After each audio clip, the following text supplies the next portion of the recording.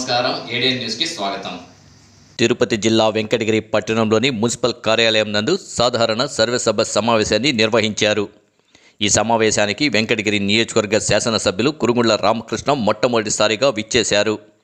ఈ సందర్భంగా ఆయన మాట్లాడుతూ గత వైఎస్ఆర్ కాంగ్రెస్ పార్టీ ప్రభుత్వంలో టిట్కో నివాస గృహాల నందు పార్కింగ్ ప్రదేశంలో నిర్మించి ఉన్న నివాస గృహాలను తొలగించే విధంగా చర్యలు చేపడతామన్నారు. రాష్ట్ర ముఖ్యమంత్రి నారా చంద్రబాబు నాయుడుతో చర్చించి చర్యలు చేపడతామని కౌన్సిల్ సమావేశం నందు మీడియాకు తెలిపారు. సుమారు 60 నివాస గృహాలు నిర్మించి ఉన్నారని, ఆ యొక్క నివాస గృహాలు తొలగించి వారికి ప్రభుత్వం అందించే 4 లక్షల రూపాయలు అందించి మరో చోట నివాస గృహాలు నిర్మాణాలు చేపట్టే విధంగా కృషి చేస్తామన్నారు కురుగుళ్ల రామకృష్ణ.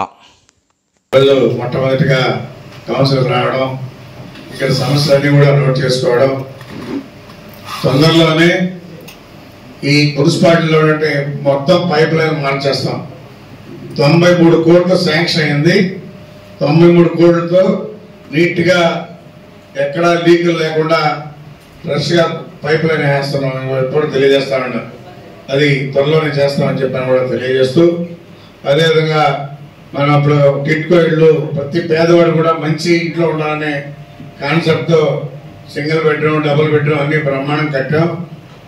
అయితే అవి కూడా ఏవైతే పెండింగ్ పనులు ఉన్నాయో అవన్నీ కంప్లీట్ చేసి 11 కోట్లు శాంక్షన్ చేయడం జరిగింది. ఆ 11 కోట్లతో డ్రైన్స్ కానీ వాటర్ పైప్ లైన్ కానీ కంప్లీట్ అవన్నీ ఇచ్చి ఆ ఇల్లు కూడా పేదవాళ్ళకి ఇచ్చేదానికి త్వరలో ప్రయత్నం చేస్తామని చెప్పని కూడా తెలియజేస్తా ఉన్నాం. అయితే అక్కడ వచ్చే సమస్య, ఆ ఇంటి ముందర పోయిన గవర్నమెంట్ చిన్న చిన్న దిష్టి బొమ్మలాగా చిన్న ఇళ్ళు కట్టున్నారు. ఆ ఇళ్ళని ఏం చేయాలనేది ముఖ్యమంత్రి గారు చెప్పి దాన్ని నిర్ణయం తీసుకుని ఏం చేయాలని ఆలోచించి తర్వాత పేదవాళ్ళకి అందరికి కూడా త్వరలో ఇల్లు ఇస్తాం.